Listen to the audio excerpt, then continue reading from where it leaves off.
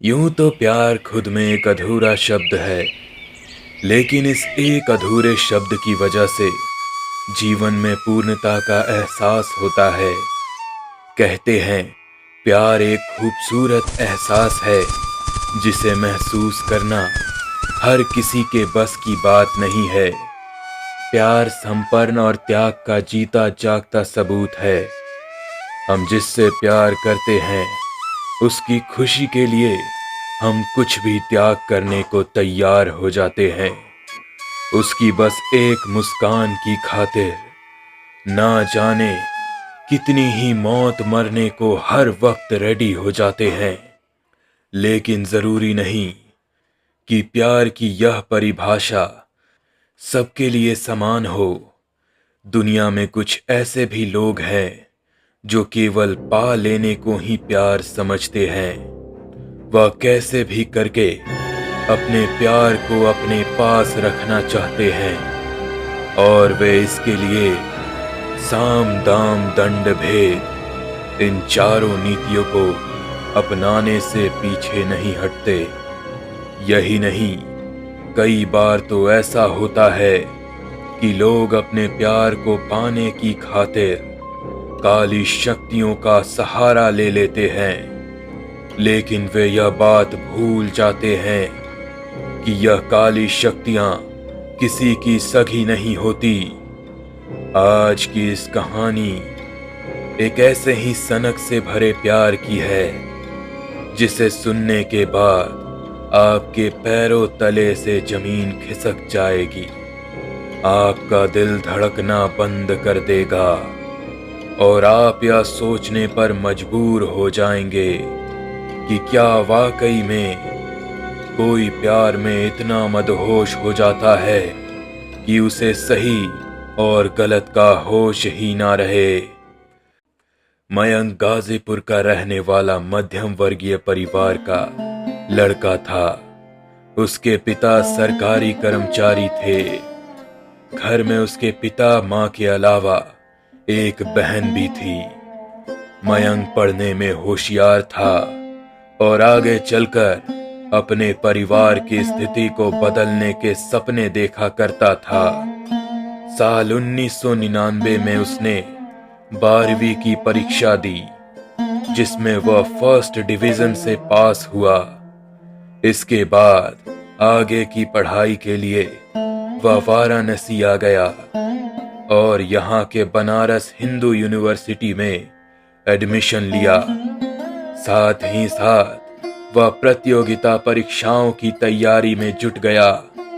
वह चाहता था कि जैसे ही उसका ग्रेजुएशन कंप्लीट हो उसे कोई अच्छी नौकरी मिल जाए ताकि उसके परिवार की स्थिति बेटर हो जाए। वाराणसी आए मयंक को 3 से 4 महीने बीत चुके थे। इसी बीच कॉलेज में एक नए स्टूडेंट ने एडमिशन लिया जिसका नाम प्रिया था। प्रिया दिल्ली की रहने वाली थी और उसने वाराणसी से ही अपना ग्रेजुएशन करने का फैसला लिया था। कुछ ही दिनों में प्रिया अपने नाम की तरह ही सबकी प्रिय बन गई। पढ़ाई में ठीक होने के साथ साथ वह स्वभाव से बेहद शांत और सुशील थी। उसके इसी नेचर की वजह से मयंक उसकी ओर खींचा चला जा रहा था। वह खुद को लाख समझाता कि उसे इन सब पछड़ों में नहीं पड़ना। इसके बावजूद उसका खुद पर काबू नहीं रह पाया और एक दिन, हाय प्रिया, मेरा नाम मयंक है। आई थिंक तुम मुझे पहचानती होगी। मयंक तुम्हें कौन नहीं पहचानता, पूरी क्लास में तुम्हारे ही चर्चे हैं। प्रिया, मैं कुछ दिनों से तुमसे कुछ कहना चाह रहा था। देखो, मैं जानता हूँ हम दोनों यहाँ अपना भविष्य बनाने आए हैं, लेकिन मैं क्या करूँ, अपने दिल और दिमाग दोनों से लड़ लड़ कर थक गया हूँ और लास्ट में तुम्हारे पास आया हूँ। ओहो मयंक, बोलो भी, ये गोल गोल बातें मेरी समझ में नहीं आती। प्रिया, मैं ना तुमसे प्यार करने लगा हूँ। प्लीज तुम बुरा मत मानना, but I really love you. यह सुनकर प्रिया बहुत खुश हुई, क्योंकि वह भी कहीं ना कहीं मयंक को पसंद करती थी। मैं बता नहीं सकती कि आज मैं कितनी खुश हूँ। तुमने इतनी सी बात बताने में कितनी देर कर दी। तुम्हें पता है मैं कब से इस दिन का इंतजार कर रही थी। प्रिया और मयंक की जिंदगी सही से चल रही थी। दोनों अपने सुनहरे भविष्य के सपने देखते और उसे पाने के लिए जी तोड़ मेहनत करते। समय बीता, दोनों ने अपना फर्स्ट ईयर अच्छे नंबरों से पास किया। सब कुछ सही चल रहा था, लेकिन कुछ ही दिनों बाद प्रिया ने महसूस किया कि मयंक पढ़ाई के प्रति लापरवाह होने लगा है। उसकी दोस्ती भी कुछ आवारा किस्म के लड़कों से हो गई है। मयंक, तुम्हें क्या होता जा रहा है? ऐसा लगता है तुम अपने शहर आने के मकसद को भूल गए हो। सारा दिन तुम आवारागर्दी में लगे रहते हो। क्या यार प्रिया, तुम तो अभी से बीवियों वाली हरकतें करने लगी हो। ऐसा कुछ भी नहीं है, मैं कुछ नहीं भूला। और अगर भूल भी गया तो तुम हो ना मुझे याद दिलाने वाली। क्यों, सही कहा ना? मयंक हर बार प्रिया की बातों को इसी तरह हंसी मजाक में टाल देता था। इसका रिजल्ट यह हुआ कि फाइनल्स एग्जाम के समय मयंक की तैयारी लगभग 0 थी, जिस वजह से वह थोड़ा घबराया हुआ था। उस वक्त प्रिया ने उसका साथ दिया। दिन रात उसने उसके साथ बैठकर रिवीजन किया और उसे भी करवाया, जिसका पॉजिटिव रिजल्ट सामने था। रिजल्ट आते ही प्रिया पूरे कॉलेज में फेमस हो गई, क्योंकि उसके जितने नंबर आज तक किसी भी स्टूडेंट के नहीं आए थे। वहीं दूसरी तरफ मयंक बड़ी मुश्किल से पास हो पाया था। प्रिया की इस कामयाबी से मयंक जल चुका था। इसके बाद उसने अपनी नाकामी का गुस्सा प्रिया के माथे मर दिया। प्रिया, यह सब तुम्हारी वजह से हुआ है। तुम्हारे प्यार की वजह से मैं पढ़ाई पर कंसंट्रेट नहीं कर पाता। पूरे दिन मेरे दिमाग में तुम छाई रहती हो। यह बात प्रिया को बहुत बुरी लगी। उसने शांत दिमाग से मयंक को समझाया। देखो मयंक, मैं जानती हूँ कि तुम अभी बहुत परेशान हो, लेकिन मेरी बात ध्यान से सुनो। ऐसा नहीं है कि प्यार एक तुम ही करते हो मुझसे, मैं भी तो तुमसे करती हूँ। तो क्या मैं अपने लक्ष्य से हट रही हूँ? मयंक, तुम जिस राह पर चल पड़े हो, वहाँ सिवाय अंधेरे की तुम्हें कुछ हासिल नहीं होगा। तुम्हारा सपना, तुम्हारे अपनों की उम्मीदें सब टूट कर बिखर जाएंगी। साथ ही हमारा रिश्ता भी खत्म हो जाएगा, क्योंकि मेरे परिवार वाले मेरा हाथ किसी निकम्मे और लाचार को नहीं सौंपने वाले। इसलिए मयंक, अभी भी समय है। प्लीज तुम हमारे प्यार की खातिर सुधर जाओ और अपनी पढ़ाई पर फोकस करो। साथ ही अपनी संगत में भी सुधार लाओ।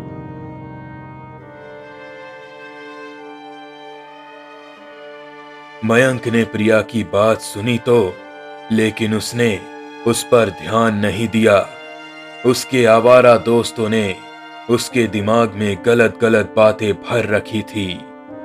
उन्होंने उसे सिखा दिया था, समझा दिया था कि प्रिया बहुत ही अमीर खानदान से है, साथ ही एक लौती भी है। अगर तू कुछ नहीं भी करता तो प्रिया के पापा का बिजनेस तो तेरा ही है। आगे जाकर तू ही तो उसे संभालेगा। इन्हीं सब बहकावे में आकर मयंक गलत रास्ते पर भटक गया था। दिन भर आवारागर्दी करना, शराब पीना उसकी रूटीन में शामिल हो गया था, जिस वजह से प्रिया उससे दूर होती जा रही थी। धीरे धीरे प्रिया को समझ में आने लगा था कि मयंक उसके लायक नहीं है। समय गुजरता जा रहा था और इस बीच फाइनल ईयर का रिजल्ट भी आ गया, जिसमें मयंक पूरी तरह फेल हो गया था।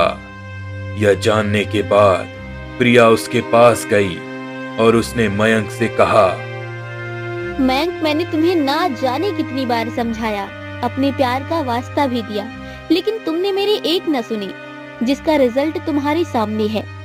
मैं समझ चुकी हूँ कि तुम जिस रास्ते पर निकल पड़े हो वहाँ से वापस नहीं लौट सकते, इसलिए बेहतर होगा कि तुम मुझे भूल जाओ। आज से तुम्हारे और मेरे रास्ते अलग हैं। मयंक ने जैसे ही यह सुना, उसका गुस्सा 7वीं आसमान पर पहुंच गया। उसने आओ देखा ना ताओ कॉलेज कैंपस में सबके सामने ही प्रिया के गाल पर तमाचा जड़ दिया। उसे लगा था कि प्रिया उसके प्यार में इतनी दीवानी है कि उसे इन सब बातों से कोई फर्क नहीं पड़ेगा, लेकिन उसका सोचना गलत था। प्रिया ने इस घटना के बाद मयंक से पूरी तरह से दूरी बना ली। उसने उसका नंबर ब्लॉक कर दिया, साथ ही उसने अपना नंबर भी बदल दिया और शहर छोड़कर अपने घर लौट गई। 1-2 महीने गुजरते ही मयंक के पास खबर आई कि अगले महीने प्रिया की सगाई है और उसके ठीक 5 दिन बाद उसकी शादी।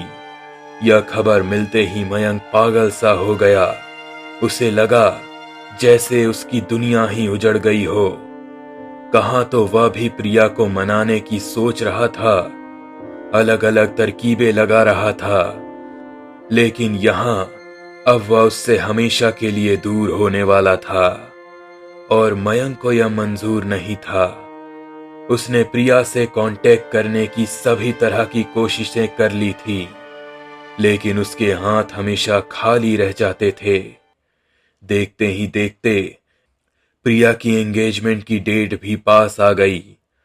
उस दिन मयंक ने अपनी सारी हदें पार कर दी। उसने कैसे भी करके प्रिया के घर का पता लगा लिया।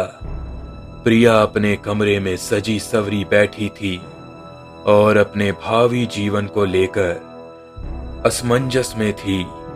वह प्यार में पहले ही धोखा खा चुकी थी, इसलिए वह भगवान से बस एक ही प्रार्थना किए जा रही थी कि अब उसके साथ कुछ बुरा ना हो। तभी मयंक खिड़की से उसके कमरे के अंदर दाखिल हो गया। उसकी आंखें खून की तरह लाल थीं। ऐसा लग रहा था जैसे वह प्रिया को इन अंगारों से जला देना चाहता हो। प्रिया मयंक को देखते ही घबरा कर कमरे से बाहर भागने की कोशिश करने लगी, लेकिन वह इसमें कामयाब नहीं हो पाई। प्रिया, तुमने आज तक मेरा प्यार ही देखा है, मेरा गुस्सा नहीं। मेरी मानो या शादी रोक दो, नहीं तो इसका अंजाम बहुत बुरा होगा। अगर तुमने यह शादी की तो मैं तुम्हारी और तुम्हारे पति की जिंदगी नरक से भी बदतर बना दूंगा। ना तो तुम जी पाओगी, ना ही मर पाओगी। यह कहते हुए मयंक प्रिया को लगातार चोट भी पहुंचा रहा था। प्रिया के कमरे से आ रही आवाज जब उसके परिवार के लोगों ने सुनी तो सभी वहां आ गए और मयंक को खींचकर बाहर निकाला। सभी ने उसे बहुत पीटा, लेकिन इस बीच सभी ने एक बहुत अजीब चीज नोटिस की। इतना मार खाने के बावजूद मयंक के चेहरे पर दर्द की एक शिकन तक नहीं थी। वह लगातार मुस्कुराए जा रहा था और कुछ बड़बड़ाए जा रहा था। मयंक की हरकत से सभी को डर लगने लगा था।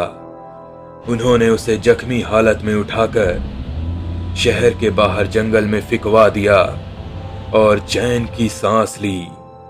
दूसरी तरफ प्रिया, जो किसी तरह से मयंक को भूलने की कोशिश में लगी हुई थी, उसके घाव अब हरे हो चुके थे। उसे मयंक के साथ बिताया हर पल याद आने लगा था, लेकिन भगवान ने प्रिया की किस्मत में मयंक नहीं बल्कि अर्जुन का साथ लिख दिया था। कुछ दिनों में प्रिया की शादी हो गई और वह अपने ससुराल चली गई। जिस दिन प्रिया विदा होकर अपने ससुराल आई, उसके अगले दिन अमावस्या की रात थी। चारों तरफ अंधेरा छाया हुआ था। रात के करीब 1 बज रहे थे। प्रिया और उसका पति अर्जुन गहरी नींद में सोए हुए थे। तभी अचानक प्रिया की नींद खुल गई। उसे उसकी सांसें अटकती सी महसूस हो रही थी। एक अनजाने भय से उसका शरीर कांप रहा था। उसे ऐसा लग रहा था जैसे कहीं कुछ बहुत बड़ा और बुरा होने वाला है। तभी अर्जुन की नींद खुली। उसने जब प्रिया को ऐसे डरते हुए देखा तो वह घबरा गया।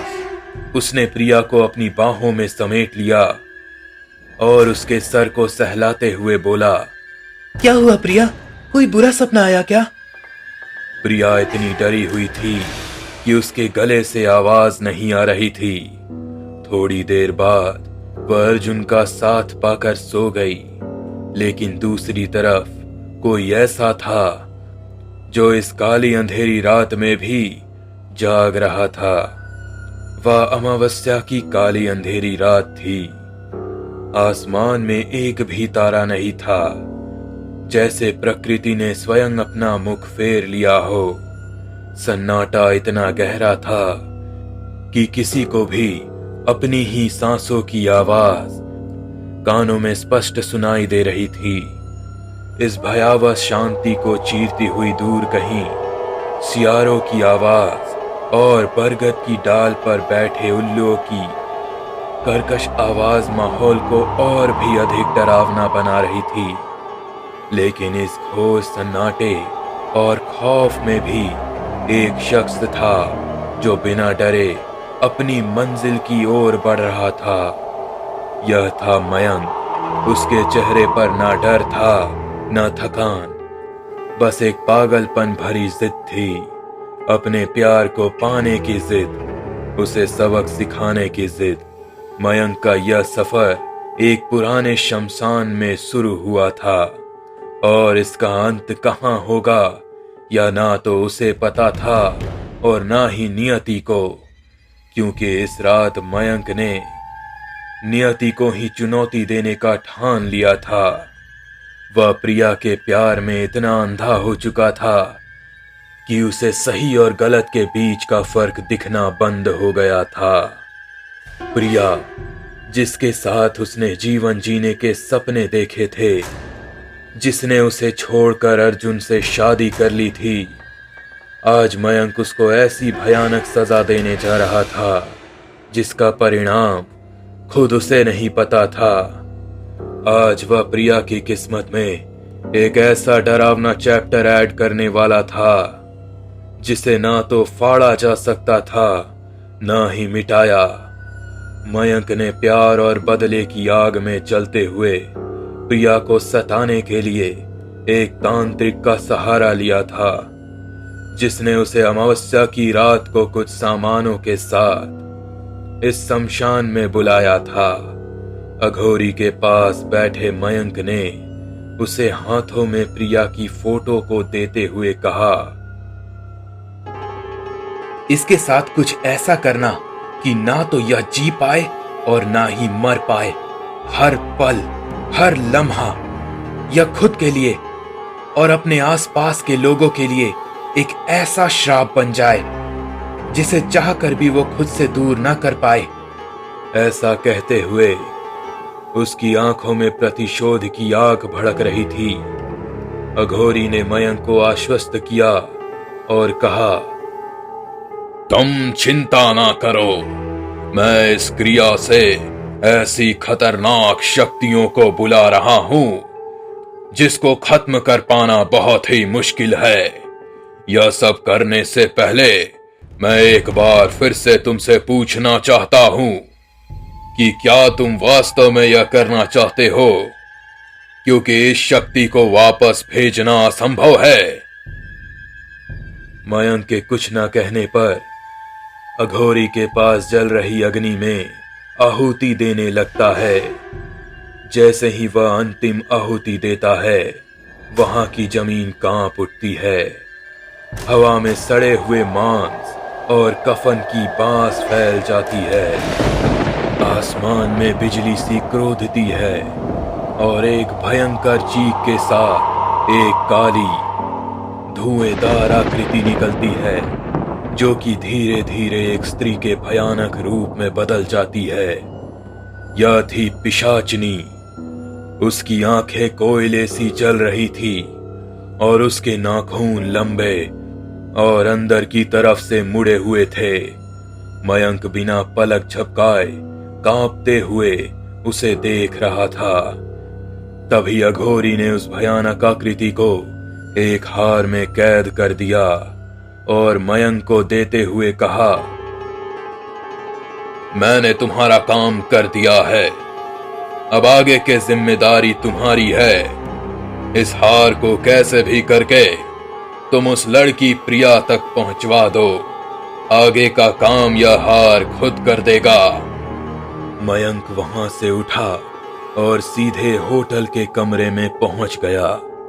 अगले दिन प्रिया के ससुराल में उसकी रिसेप्शन पार्टी थी। मयंक ने वह हार प्रिया की एक अच्छी दोस्त नेहा को दिया और कहा, नेहा, मैं जानता हूं आज तक मैंने बहुत गलतियां की हैं जिन्हें बदला नहीं जा सकता और ना ही सुधारा जा सकता है, लेकिन अब मैं सुधारना चाहता हूं। प्रिया को खुश देखना चाहता हूं। उसकी खुशी में ही मेरी खुशी है, जिसकी शुरुआत मैं इस तोहफे को देकर करना चाहता हूं। मैं जानता हूं प्रिया इसे मेरे हाथों से कभी नहीं लेगी, इसलिए प्लीज तुम इसे अपनी तरफ से उसे दे देना और मेरा नाम मत लेना।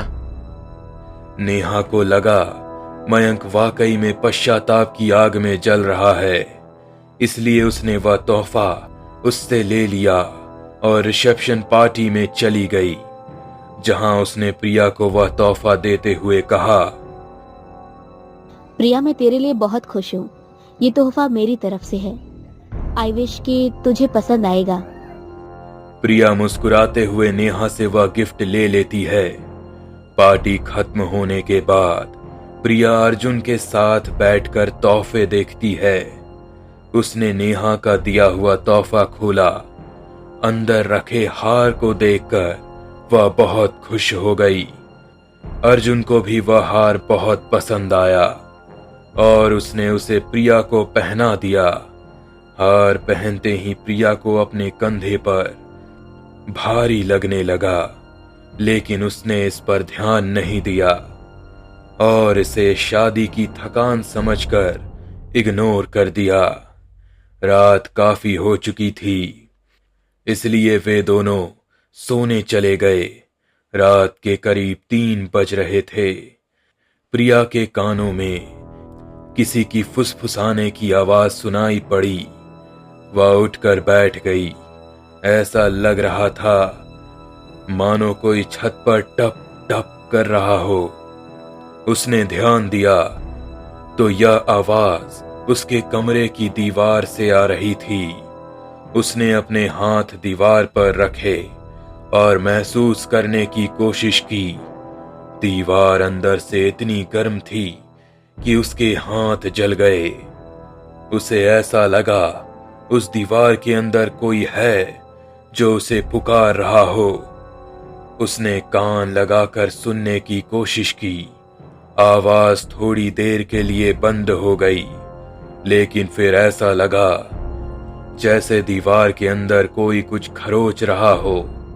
फिर अचानक ही एक आवाज प्रिया के कानों में पड़ी, मैं बाहर हूं, मैं बाहर हूं, मैं बाहर हूं।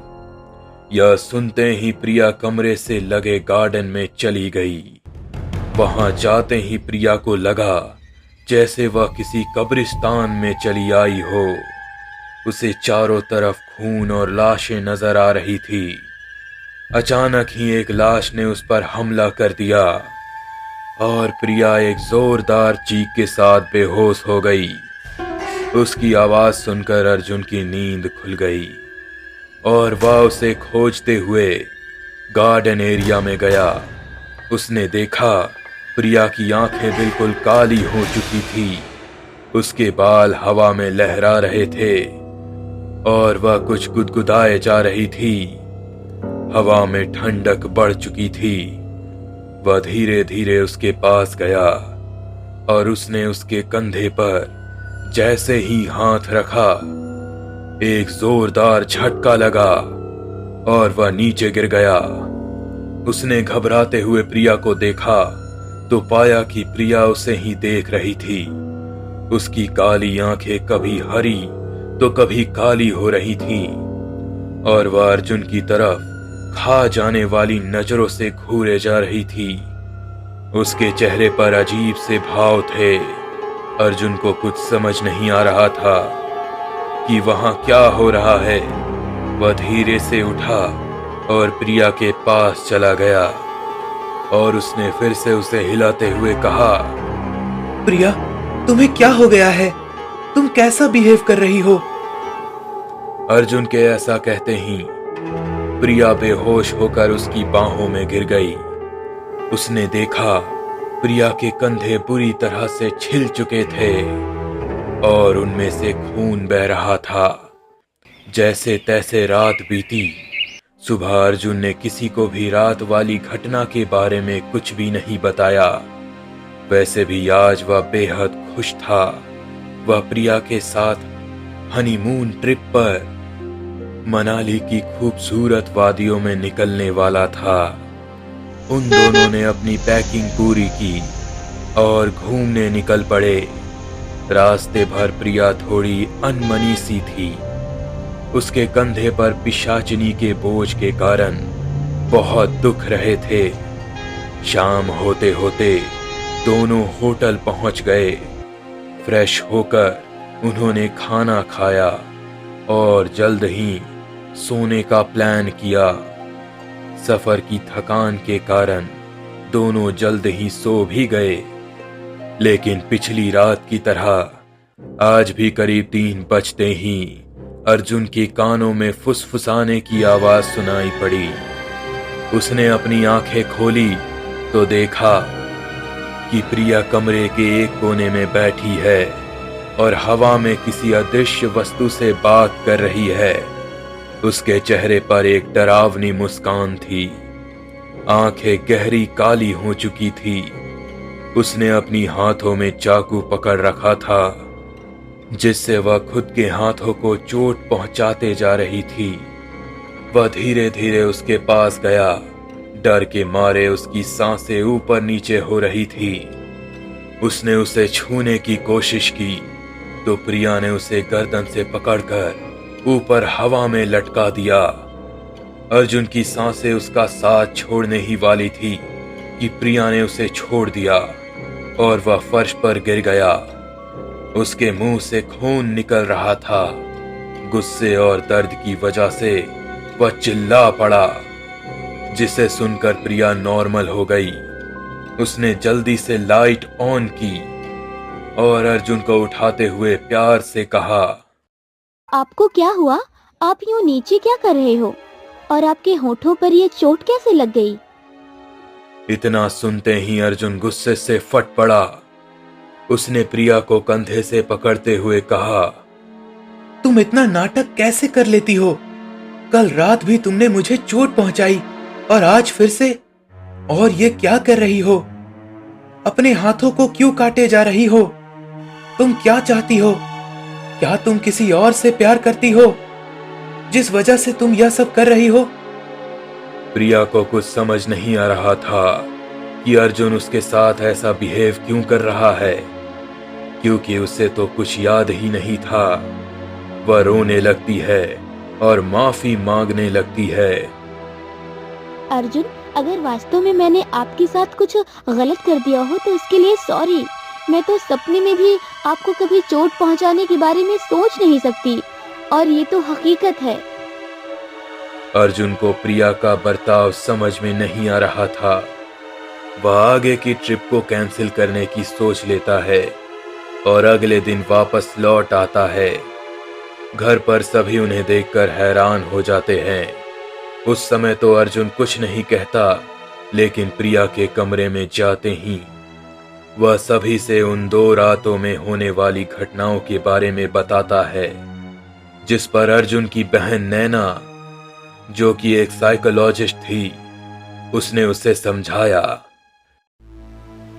देख अर्जुन, शादी का स्ट्रेस और अपने घर को छोड़ने का दर्द कभी कभी इंसान के दिमाग पर इतना ज्यादा हावी हो जाता है कि वो अजीब अजीब हरकतें करने लगता है। ये सब नॉर्मल है और तुम ज्यादा टेंशन ना लो। मैं प्रिया से इस बारे में बात करूंगी और अगर जरूरत पड़ी तो उसका ट्रीटमेंट भी कर दूंगी। अर्जुन को भी लगा कि उसकी बहन सही कह रही है। उसे प्रिया को समझना चाहिए और थोड़ा वक्त देना चाहिए। इस घटना के बाद कुछ दिनों तक सब कुछ नॉर्मल रहता है।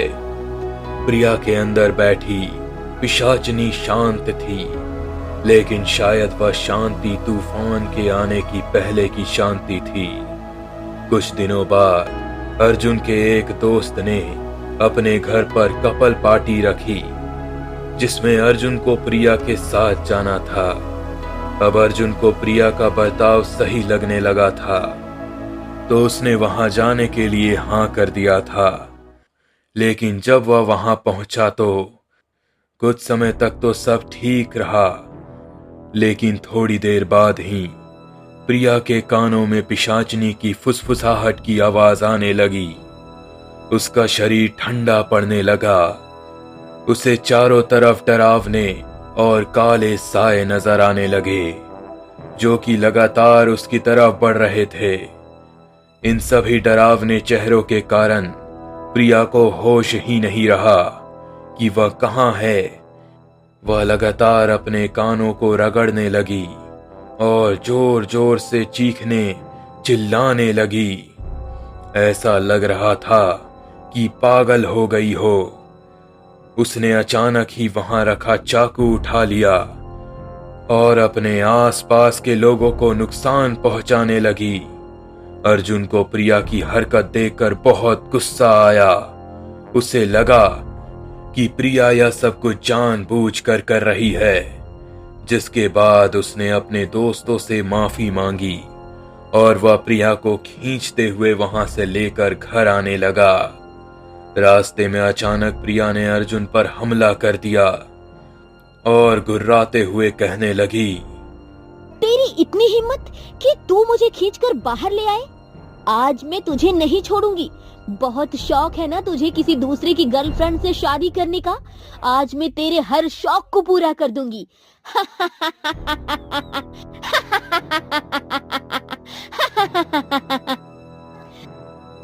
यह बोलने के बाद प्रिया ने अर्जुन को संभालने का मौका तक नहीं दिया। उसने उसके गले पर अपने दांतों से हमला कर दिया, लेकिन तभी उसका हाथ अर्जुन के गले में पड़े हनुमान जी के लॉकेट पर गया और वह झटके से उससे दूर हो गई। कार के अंदर का माहौल बेहद डरावना हो चुका था। एसी ऑन होने के बावजूद अर्जुन पसीने से नहाए हुए था। प्रिया लगातार अपनी जलती आंखों से अर्जुन को घूरे जा रही थी। वह देखकर अर्जुन को कुछ कुछ समझ में आने लगा था। अब वह जल्द से जल्द पहुंचना चाहता था। वह जान गया था कि इतने दिनों से जो कुछ हो रहा है, हो ना हो उसके पीछे जरूर किसी बुरी आत्मा का साया है, जो प्रिया से यह सब करवा रही है। अर्जुन अभी दरवाजे पर पहुंचा ही था कि अंदर से अर्जुन की मां की चीख उसे सुनाई दी। अर्जुन भागते हुए घर के अंदर पहुंचा और उसने जो देखा वह डराने के लिए काफी था। उसने देखा उसकी मां सीढ़ियों से नीचे गिर गई है और उसके सर से लगातार खून बह रहा है। घबराते हुए अर्जुन ने अपना फोन निकाला ताकि वह डॉक्टर को फोन कर बुला सके, लेकिन तभी प्रिया ने उसके हाथों से उसका फोन छीन लिया और हंसते हुए कहने लगी, अब तक तो तुझे समझ में आ ही गया होगा कि मैं कौन हूँ। मैं हूँ पिशाचिनी और मुझसे तेरे परिवार को कोई नहीं बचा सकता। अभी तो मैंने बस तेरी माँ को गिराया है। ज्यादा चालाकी की तो तू समझ भी नहीं सकता कि मैं क्या क्या कर सकती हूँ। अर्जुन की समझ में नहीं आ रहा था कि वह इस पिशाचिनी से अपने परिवार को और प्रिया को कैसे बचाए। धीरे धीरे प्रिया की हालत खराब होती जा रही थी। उसे हर वक्त अपने कानों में फुसफुसाने की आवाज आती थी, जो उसके दिमागी संतुलन को खराब कर रही थी। दिन दिन भर वह अपने कमरे में बैठी दीवार को घूरते रहती थी। दिन बीत रहे थे। अर्जुन हर दिन डर के साए में जीता। पिशाचनी के हाथों टॉर्चर होता। लेकिन एक दिन अर्जुन जब ऑफिस गया तो लौटते वक्त वह प्रिया के घर चला गया और वहां उसने उसकी मां को सब कुछ बता दिया।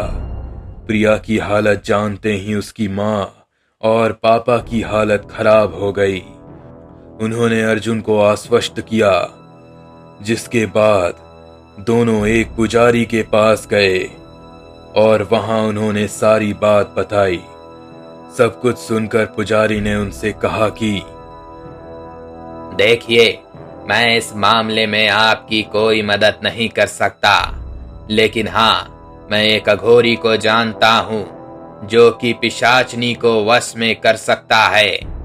मैं उसका पता आपको बता देता हूँ, लेकिन वह इतनी जल्दी तैयार नहीं होता।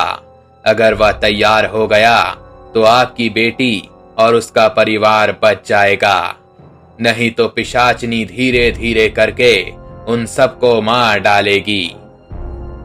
अघोरी का पता मिलते ही वो दोनों वहां पर पहुंच गए और उन्होंने उसके पैरों में गिरकर उससे विनती की। लास्ट में अघोरी को उन पर दया आ गई और वह मान गया। उसके बाद वह उनके साथ प्रिया के घर पहुंचा। लेकिन जैसे ही वे सभी घर के अंदर पहुंचे, उनकी रूह तक कांप उठी।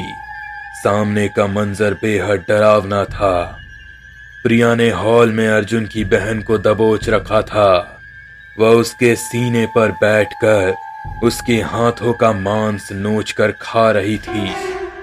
उसके पूरे मुंह पर खून लगा था।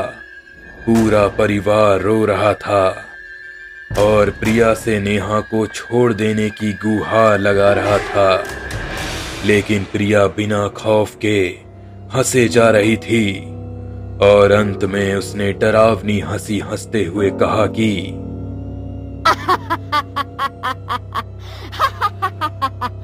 इन सब की वजह ये अर्जुन है। मैंने इसे कई बार मना किया कि मेरे बारे में किसी को न बताए, लेकिन इसे तो बहादुरी करनी है, इसे सभी को जाकर बताना है। तो अब इसकी कीमत ये पूरा परिवार भुगतेगा। मैं किसी को भी नहीं छोड़ने वाली। सामने के डरावने मंजर को देखकर अघोरी समझ गया था कि वह पिशाचनी है, जिसे किसी ने आवाहन करके बुलाया है। जिसके बाद अघोरी ने मंत्र पढ़े और प्रिया के अंदर बैठी पिशाचनी को कुछ देर के लिए शांत कर दिया और उसे उसके कमरों में जंजीरों में बांध दिया। ऐसा करने के बाद वह अघोरी बाहर आया तो उसने प्रिया के परिवार से बताया, प्रिया के अंदर एक अतृप्त पिशाचनी का वास है, जिसे किसी ने जागृत कर इसके शरीर पर छोड़ दिया है। यह सब सुनने के बाद सभी काफी डर चुके थे। उन्हें कुछ समझ नहीं आ रहा था कि अब आगे क्या करना है। सभी बस आशा भरी नजरों से अघोरी को देख रहे थे। इस पिशाचनी को मैं मृत नहीं कर सकता, लेकिन हाँ, इसका प्रभाव उल्टा जरूर कर सकता हूं। मैं इसे वापस उसी व्यक्ति के पास भेज सकता हूं जिसने प्रिया के साथ यह सब किया। अघोरी की बातों को सुनकर सभी को लग रहा था कि अब सब ठीक हो जाएगा। लेकिन तभी घर के अंदर चारों तरफ काले और भयानक साए नजर आने लगते हैं। हवा सर्द हो जाती है और एक अजीब सी गंध चारों तरफ फैल जाती है। सभी की सांसें अटकती सी महसूस होने लगती है। किसी को चिंता करने की जरूरत नहीं है। यह सब कुछ पिशाचनी का छलावा है। वह नहीं चाहती कि उसे इस घर से निकाला जाए। अघोरी ने पूजा आरंभ की और एक गोल घेरा बनाते हुए सारे परिवार वालों को उस घेरे में आने को कहा। सबके घेरे में आते ही प्रिया कमरे से दौड़ती हुई बाहर आई। उसकी आंखें बिल्कुल काली हो चुकी थी और वह घोरी को अजीब सी नजरों से घूरे जा रही थी। राजा यहाँ से, ये मेरा शिकार है, इसे मुझसे कोई नहीं बचा सकता। अघोरी प्रिया की तरफ गुस्से भरी नजरों से देखते हुए बिना डरे अपनी साधना शुरू कर देता है। जैसे जैसे मंत्र पढ़े जा रहे थे, प्रिया हवा में उड़ते हुए कभी इधर जाती तो कभी उधर। उसका शरीर लगातार दीवारों से टकरा रहा था। उसकी दर्दनाक चीखें पूरे मोहल्ले को बेहद डरावना बना रही थी। जैसे जैसे साधना खत्म हो रही थी, प्रिया का शरीर भी शांत पड़ने लगा था और अंत में उसका शरीर बेजान होकर जमीन पर गिर पड़ा। जैसे यह हुआ, पूरे घर से काले साए अपने आप गायब हो गए। अब किसी को कोई खतरा नहीं है। वो पिशाचनी यहां से जा चुकी है और कभी लौट कर नहीं आएगी। इस घटना के बाद सभी परिवार वाले प्रिया के पास गए। उन्होंने देखा प्रिया धीरे धीरे अपनी आंखें खोल रही है। उसके पूरे शरीर पर जख्म के निशान थे जो कि पिशाचिनी ने उसे दिए थे। वह दर्द से कर्रा रही थी। परिवार वालों ने उसे पिछले दिनों हुए सारी घटनाओं के बारे में बता दिया। प्रिया की आंखें शर्म से झुक गई थी। वह किसी से नजरें नहीं मिला पा रही थी। उसने शांत और धीमे स्वर में अर्जुन से और अपने ससुराल वालों से माफी मांगते हुए कहा, सब मेरी वजह से हुआ। मेरे कारण आप सबको ना जाने कितनी यातनाएं झेलनी पड़ी। इसमें तुम्हारी कोई गलती नहीं थी। अगर तुम्हें फिर भी लगता है कि तुमसे कोई गलती हुई है तो हम सब ने तुम्हें माफ कर दिया। यह सुनने के बाद प्रिया के परिवार वाले खुश हो गए और अर्जुन और उसकी मां को धन्यवाद देते हुए अपने घर वापस गए। मयंक आज भी उस पिशाचनी के साथ अपनी अंतिम सांसें ले रहा है। वह कब तक जिंदा रहेगा यह तो नहीं पता, लेकिन उसकी हर सांस उस पर एक बोझ है।